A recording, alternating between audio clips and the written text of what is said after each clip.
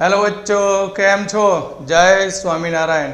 આજે આપણે આગળ હેલો આલ્કેન અને હેલો એરિન સંયોજનની અંદર ખાસ અગત્યનો મોસ્ટ આઈએમપી ટોપિક આજે ચાલુ કરીએ છીએ, જે છે હેલો આલ્કેનની કેન્દ્રાનુરાગી વિસ્થાપન પ્રક્રિયાઓ। હેલો આલ્કેનની કેન્દ્રાનુરાગી વિસ્થાપન પ્રક્રિયાઓ। તો કોઈ પણ કાર્બનિક અણુની અંદર બે ભાગ હોય છે। कोई पण कार्बनिक अणु लीए तो कार्बनिक अणुनी अंदर बे भाग आर अने एक्स, जेमां तमे जाणो छो हेलोजननी विद्युत ऋणता वधु होवाने कारणे एक्स नेगेटिव पार्ट अने आर ए पॉजिटिव होय छे।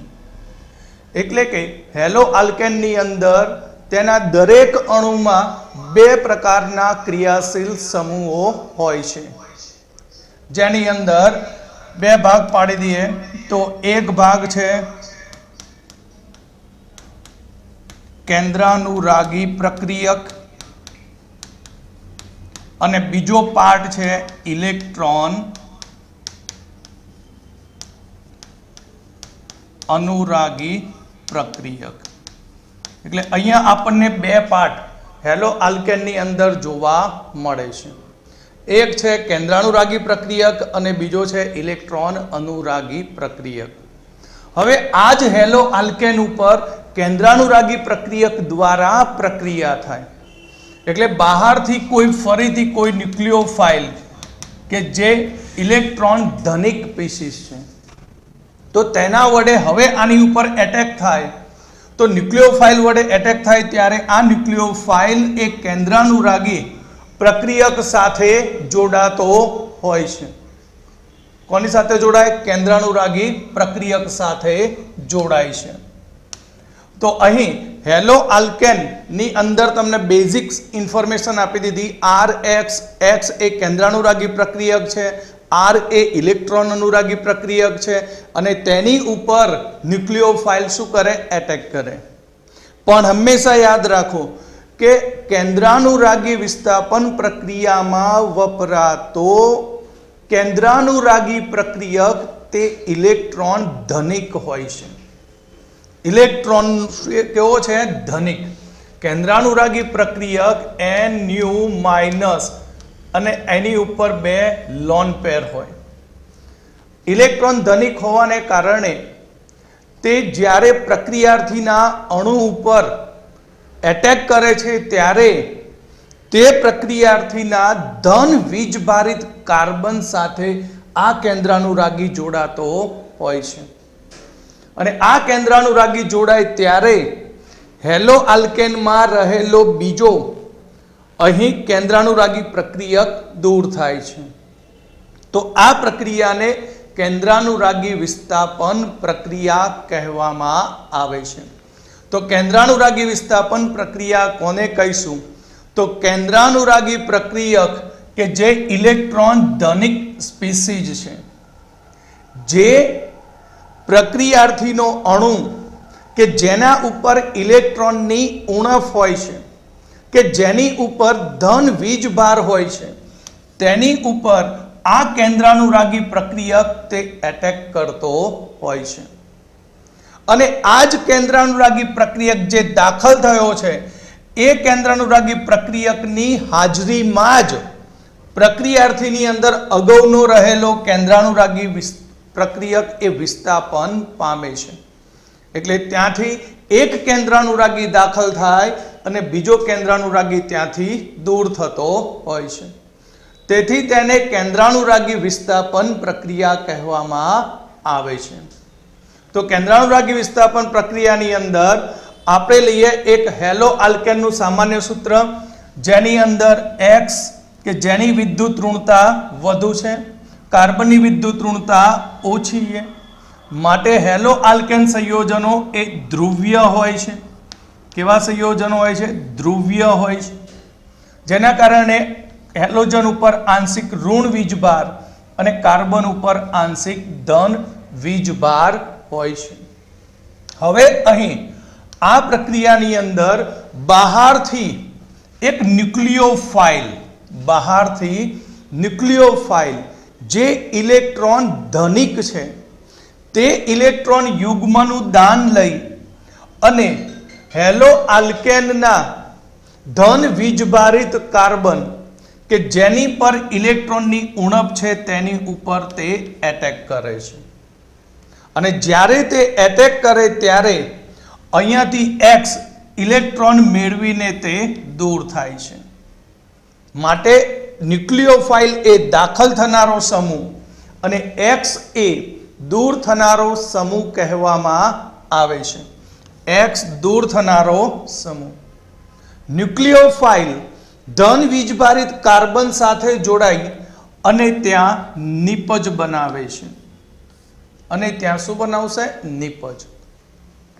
તો આલ્કાઇલ હેલાઇડની આ કેન્દ્રાનુરાગી વિસ્થાપન પ્રક્રિયામાં સૌથી અગત્યની બાબત એ છે કે આલ્કાઇલ હેલાઇડમાં હેલોજન જે કાર્બન પર જોડાયેલો છે તે કાર્બન તે sp3 સંકરણ ધરાવે છે.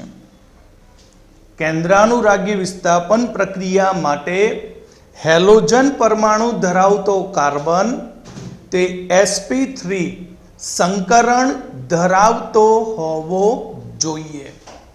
તો આ ચેપ્ટરની અંદર આપણે ઘણા બધા કેન્દ્રાનુરાગી પ્રક્રિયકો વિશે ભણવાનું છે અને આ કેન્દ્રાનુરાગી પ્રક્રિયકોની અંદર અહીંયા કેન્દ્રાનુરાગી પ્રક્રિયકોની અંદર આપણા માટે બે કેન્દ્રાનુરાગી પ્રક્રિયક કે જે ખૂબ જ અગત્યના છે એમસીક્યુ માટે. એક છે સાયનાઇડ અને એક છે નાઇટ્રાઇટ. સાયનાઇડ એટલે તમે જાણો છો કે C triple bond N. Nitrite એટલે NO2. આ બંને કેન્દ્રાનુરાગી પ્રક્રિયકની અંદર બે કેન્દ્રાનુરાગી કેન્દ્રો હોય છે. એટલે કે સાયનાઇડની અંદર રહેલો કાર્બન અને નાઇટ્રોજન બંને ઇલેક્ટ્રોન દાતા તરીકે વર્તી શકે છે. સાયનાઇડમાં રહેલો C અને N બંને ઇલેક્ટ્રોન દાતા તરીકે વર્તી શકે છે. માટે તે બે કેન્દ્રાનુરાગી કેન્દ્ર ધરાવતું હોવાને લીધે તેને આપણે ઉભય દંતીય કેન્દ્રાનુરાગી પ્રક્રિયક કહેવામાં આવે છે. આની અંદર જો R સાથે Cn નો C જોડાય તો તે સંયોજનને આપણે કહીશું આઇસો અને તે સંયોજનને આપણે કહીશું આલ્કાઇલ સાયનાઇડ. ધ્યાન રાખો, આલ્કાઇલ સાયનાઇડ. શું જોડાય છે? કાર્બનનો C. કોની સાથે? આલ્કાઇલ હેલાઇડના R સાથે. તો આલ્કાઇલ સાયનાઇડ.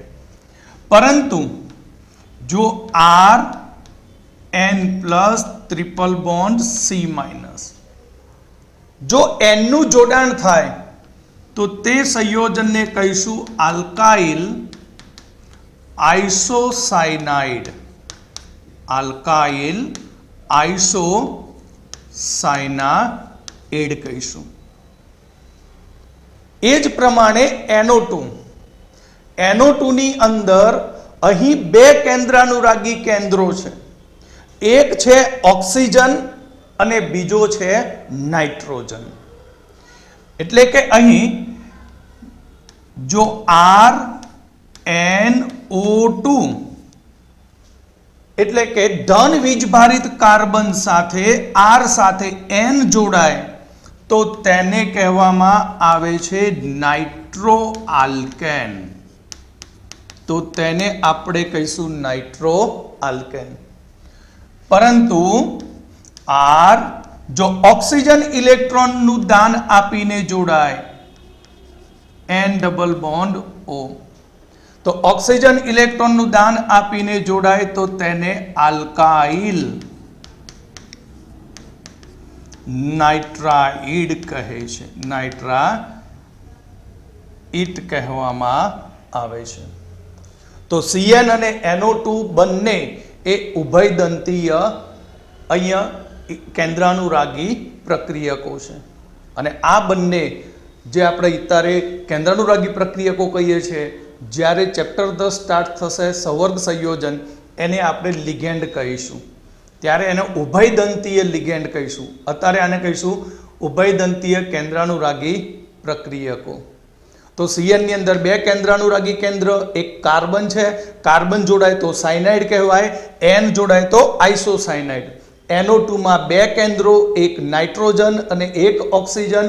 જો ઓક્સિજન જોડાય તો તેને આપણે કહીશું નાઇટ્રાઇટ સંયોજન અને N જોડાય તો નાઇટ્રો આલ્કેન કહેવામાં આવે છે.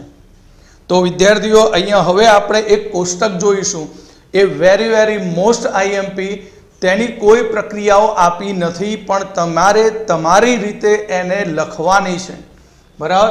તો અહીંયા આપણને પ્રક્રિયકો અને તે પ્રક્રિયકમાંથી કયો કેન્દ્રાનુરાગી મળે છે તે, અને R સાથે જોડાથી કઈ પ્રકારની વિસ્થાપિત નિપજ મળે અને તે સંયોજનનું નામ શું હશે. તો અહીંયા કેન્દ્રાનુરાગી પ્રક્રિયકો તરીકે કોણ હોઈ શકે? તો કેન્દ્રાનુરાગી પ્રક્રિયક તરીકે છે OH હાઇડ્રોક્સી. કેન્દ્રાનુરાગી પ્રક્રિયક તરીકે OH, H2O, R-O, I, NH3, RNH2, R-H, CN, બરાબર. ત્યાર પછી અહીંયા AgCN માંથી આઇસોસાયનાઇડ, NO2, બરાબર, AgNO2, એસ્ટર, H અને R-. આ બધા કેન્દ્રાનુરાગી પ્રક્રિયકો છે. અને આ પ્રક્રિયક આપણને ક્યાંથી મળે? OH આપણને મળશે NOH અથવા KOH માંથી. તે પણ કેવા વાપરવાના? જલીય. શબ્દ ખાસ યાદ રાખજો, NOH અને KOH ઘણી બધી પ્રક્રિયામાં વપરાય છે, પણ હેલો આલ્કેનની કેન્દ્રાનુરાગી વિસ્થાપન પ્રક્રિયામાં NOH અને KOH જલીય વપરાય છે. બીજું છે H2O, પણ H2O કોની સાથે હશે? સિલ્વર ઓક્સાઇડ સાથે, ભેજયુક્ત સિલ્વર ઓક્સાઇડ, તેમાંથી પણ OH મળે. ત્યાર પછી NOR, NOR ને કહીશું આલ્કોક્સાઇડ, સોડિયમ આલ્કોક્સાઇડ. ત્યાર પછી NaI, સોડિયમ આયોડાઇડ, એમોનિયા, જે એમોનિયા, ત્યાર પછી પ્રાઇમરી એમાઇન, સેકન્ડરી એમાઇન અને KCN. આપણે કેન્દ્રાનુરાગી પ્રક્રિયક CN મેળવવા માટે પોટેશિયમ સાયનાઇડ અથવા તો સોડિયમ સાયનાઇડ વાપરી શકાય. પોટેશિયમ સાયનાઇડ અથવા સોડિયમ સાયનાઇડ.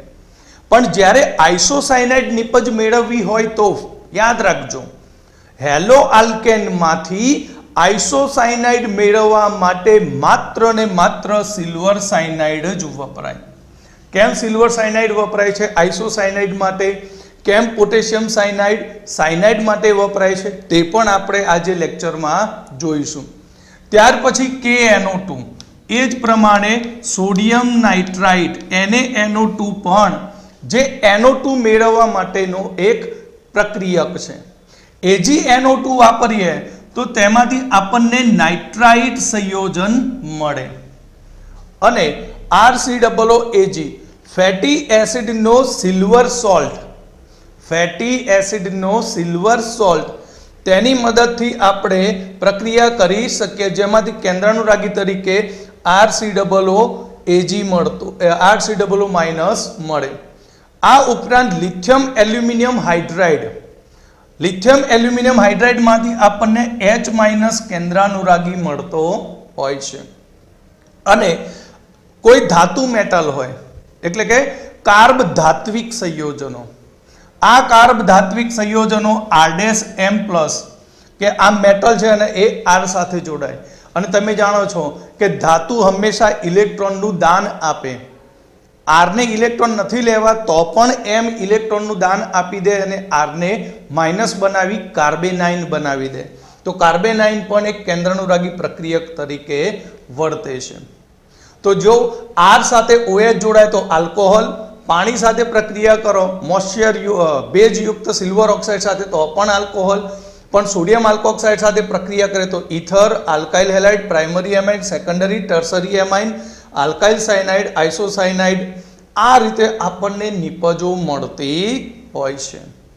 ઓકે, તો અહીંયા તમને ફર્સ્ટ એક નમૂનો આપણે રજૂ કરીએ કે સૌથી પહેલું હેલોજનનું હાઇડ્રોક્સિલ સમૂહ વડે વિસ્થાપન, એટલે કે આપણા જોડે છે RX, હવે આ માઇનસ અને આ પ્લસ, હાઇડ્રોક્સિલ એટલે તો બેટા ખબર છે ને OH માઇનસ, અને OH વડે R ઉપર એટેક થાય, X નીકળી જાય.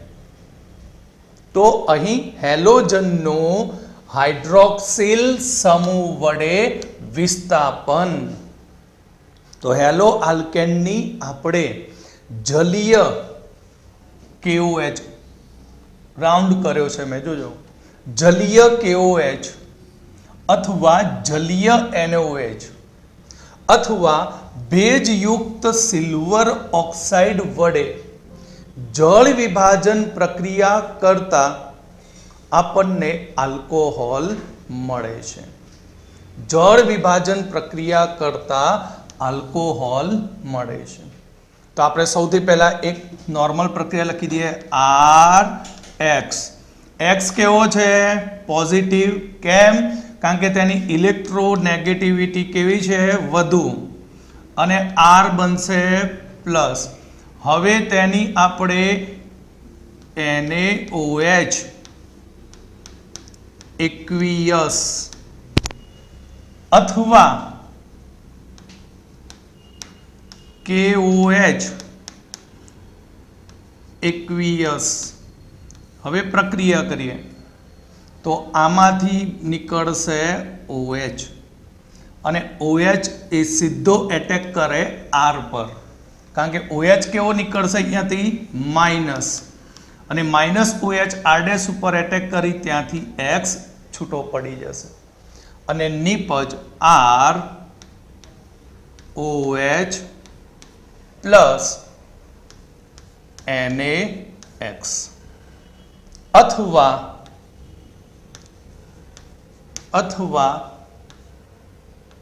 KX. તો આ નિપજ થઈ આલ્કોહોલ. નિપજ આલ્કોહોલ. ઓકે. હવે આપણે ભેજયુક્ત સિલ્વર ઓક્સાઇડ લીધો છે. હવે ભેજયુક્ત સિલ્વર ઓક્સાઇડ હોય તો શું થાય? Ag2O plus H2O. તો બંને ભેગા થઈને બની જાય સિલ્વર હાઇડ્રોક્સાઇડ. શું બની જશે? Silver hydroxide. અને તે સિલ્વર હાઇડ્રોક્સાઇડ હવે આની સાથે પ્રક્રિયા કરે, RX minus plus plus AgOH, એ પણ કેવો? એક્વિયસ. તો OH વડે R ઉપર એટેક થાય, અને ત્યાંથી X બીજો કેન્દ્રાનુરાગી દૂર થશે, અને બનશે ROH પ્લસ AgX. નિપજ આલ્કોહોલ. નિપજ આલ્કોહોલ. આ એક સામાન્ય જનરલ સમીકરણ કહેવાય. હવે RX તરીકે તમારા મનમાં જે પણ હેલો આલ્કેન આવે તે બધા લઈને એની પ્રક્રિયા કરી શકાય. કોક કે મારે બ્રોમોઇથેન લેવો છે તો પણ લઈ શકાય, આયોડો ઇથેન લેવો છે તો પણ લઈ શકાય. ક્લિયર? તો હવે આપણે એના ઉદાહરણો જોઈશું. ઓકે, સમજણ પડી ગઈ હશે? તો હવે આપણે એના ઉદાહરણ લઈએ. ઉદાહરણની અંદર આપણે સ્ટાર્ટ કરીએ. સૌથી પહેલું CH2Br બ્રોમોઇથેન પ્લસ NaOH જલીય એટલે એક્વિયસ. તો OH દ્વારા આ કાર્બન ઉપર એટેક થાય, અને આ માઇનસ છે એટલે Br અહીંયાથી છૂટો પડી જાય છે, માટે CH3CH2OH પ્લસ NaBr. નિપજ ઇથેનોલ. ક્લિયર? ત્યાર પછી બીજું CH3CH2I આયોડો ઇથેન. તો તો iodo ethane plus silver oxide એ પણ કેવો બેઝયુક્ત આ રીતે લખી દે. તો બેઝયુક્ત લખ્યું એટલે આપણે સમજવાનું શું AgOH હમણાં જ શીખવાડી દીધું. તો આમાં હશે AgOH અને આ OH વડે સીધા આ કાર્બન ઉપર એટેક થાય, અહીંયાથી I દૂર થશે માટે CH3 CH2OH પ્લસ AgI નિપજ ઇથેનોલ. ક્લિયર? તો આ હતું હેલોજનનું હાઇડ્રોક્સિલ સમૂહ વડે વિસ્થાપન. તો અહીંયા આપણે જે 13 કેન્દ્રાનુરાગી પ્રક્રિયકો જોયા એ 13 કેન્દ્રાનુરાગી પ્રક્રિયકોની આ રીતે પ્રક્રિયા થતી હોય છે. દરેક કેન્દ્રાનુરાગી પ્રક્રિયક માટે એક સામાન્ય સમીકરણ બનાવી દેવાનું, જે રીતે મેં RX કરીને આગળ બનાવ્યું તે રીતે. પછી હેલો આલ્કેન તો તમને ગમે તે પ્રકારનું આપે, પણ તમને બેઝિક સામાન્ય પ્રક્રિયા આવડતી હોય તો ઓર્ગેનિક તો ખૂબ જ સહેલું છે. અહીંયા તો ગમે તે નામ લઈ શકાય હેલો આલ્કેનના, ગમે તે આપે, પણ તમને ખબર હોવી જોઈએ કે આ કેન્દ્રાનુરાગી પ્રક્રિયક હેલોજનનું વિસ્થાપન કરી શકે છે કે નહીં અને કયા પ્રકારની નિપજ આપે છે તે. ઓકે.